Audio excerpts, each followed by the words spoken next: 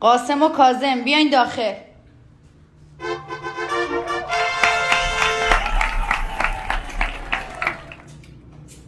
خب تو کی هستی؟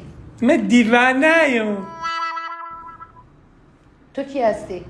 منم دیوانه‌ام. من کیم؟ تو هم دیوانه‌ای. خوشمزدگی بسته دیگه. خب یه سوال میخوام ازتون بپرسم، اگه درست جواب بدین میفرستم برین خونت. فرض کنین توی یک مجلس عزا تعزیه‌ای چیکار میکنین؟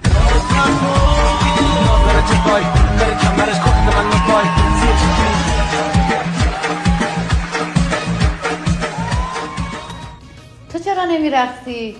من عروسم.